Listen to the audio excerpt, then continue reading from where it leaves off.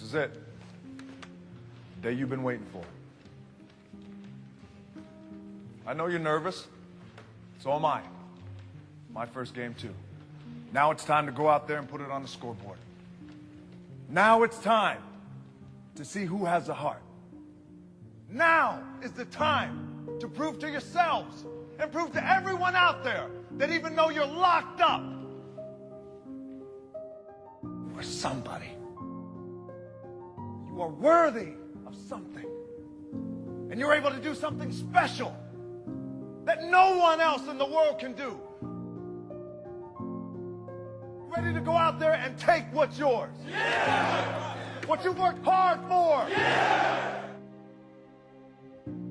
But one thing that a lot of people don't know that I want to share with you guys is when I was 22 years old, I came to this city for the first time. I was playing in the Canadian Football League, playing my first pro football game. I was playing for the Calgary Stampeders. We were playing the BC Lions. I was so excited. 2 days later, I got cut. The dream shattered, sent home with $7 in my pocket. I was like, wait, no, I got to play in the NFL eventually. Those are my big goals. That's my dream. You realize that playing in the NFL was the best thing that never happened because it got me here. So my point is, look, you're going to get your ass kicked. We're going to get the shit kicked out of us. You got to get up. You got to have faith that the one thing you wanted to happen oftentimes is the best thing that never happened. So have faith and just keep that in mind and keep plugging away.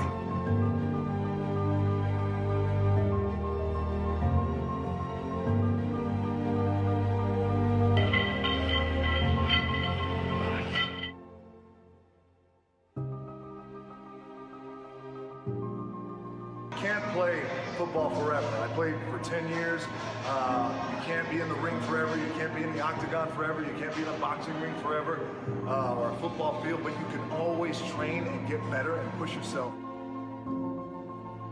Just bring it. That's it. Just bring it. I'd say that in my everyday life in terms of my challenges and things like that.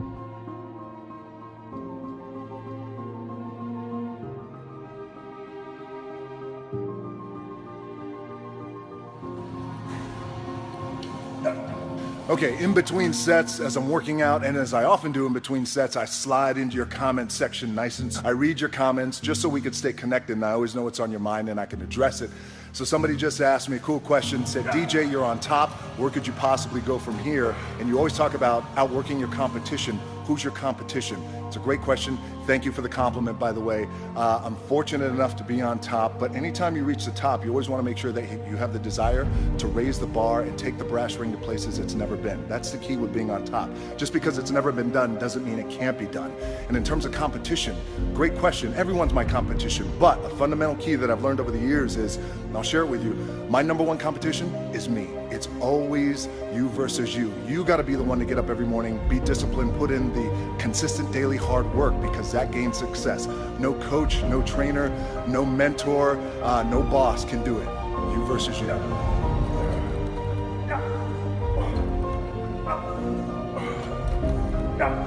Double.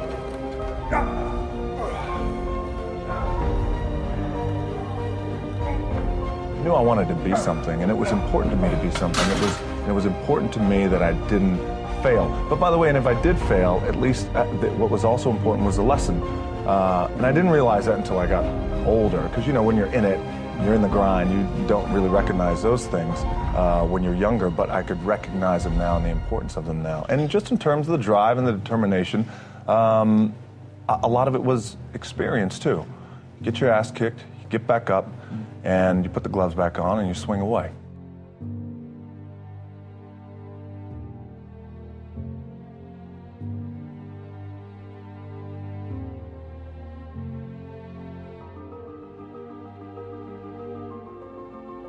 All right, Saturday afternoon, empty gym, the way we like it, tripping over here. It's leg day, which means it's gonna be sweaty, painful, and fun.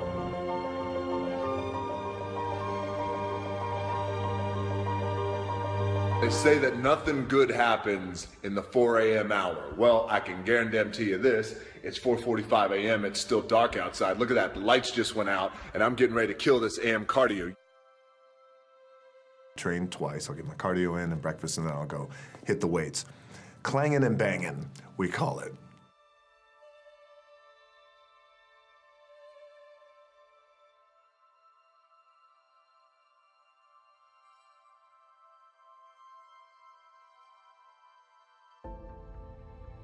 You know, the masters make the hardest things in the world look easiest. And in the moments where you push yourself, when no one else is around, those moments have a tendency to lead to success.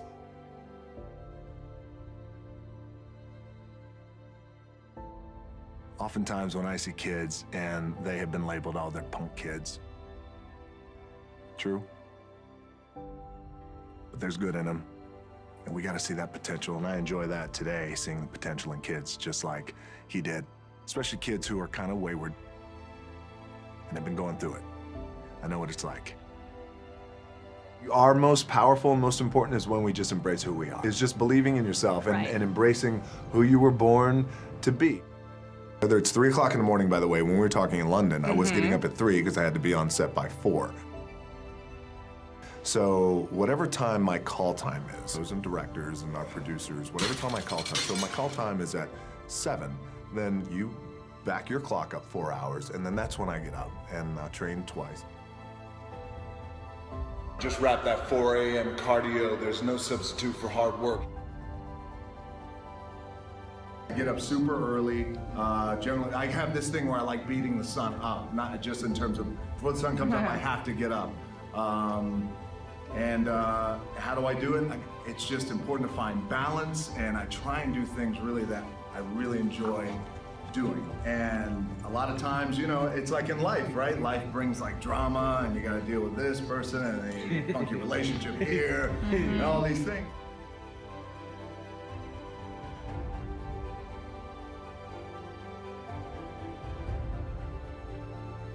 Work 12 hours a day, 14 hours a day, get up at 3 o'clock in the morning.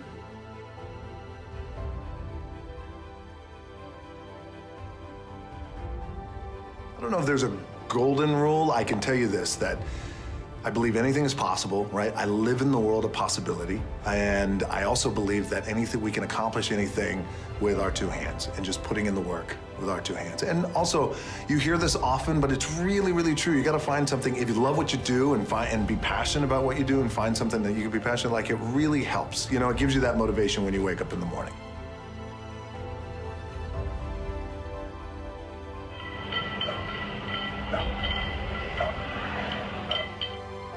Consistently being told that whatever it is that you want to do, you've got to get after it. You got to get after it. There's no substitute for hard work. Hard work always pays. You know, those type of mantras over time. And those are your examples of you know what it's like to get beat down, what it's like to get just in terms of the struggle, what it's like to be evicted out of your apartment, what it's like to have your car repossessed, and watch your parents go through that I think is defining as a kid.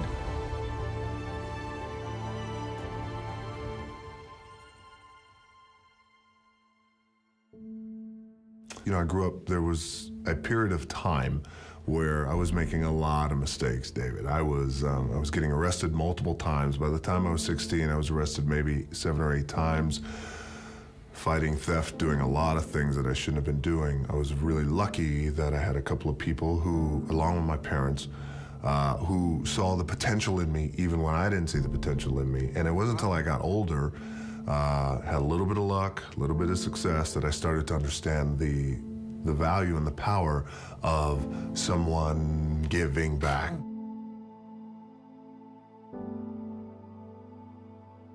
Some people call you the best pure athlete in wrestling today. Let's start off with a bit of your history. When you broke in, you were packaged as a part of a wrestling legacy. Your father is Rocky Johnson, or Sweet Ebony Diamond, as Canadian fans know him. Tony Atlas was a family friend, all kinds of family roots. Were you ever concerned that you wouldn't get your chance to prove yourself on your own terms? No, I was never ever concerned about that, because nor was I ever concerned about trying to fill their shoes, because my dad's, they were just too big, you know, my grandfather as well. But at the same time, I always knew that one day, whenever I got the opportunity, I was just gonna make it happen. Persistence and hard work. I knew one day it was gonna happen. When I made up my mind to get involved in the business that I have a passion for, that I grew up in, I knew that there's gonna be a time where the success will come. And that's through hard work and consistency. It's you know, the same old story, things like that. So it's surprising to a degree, but I was well aware that it was going to happen.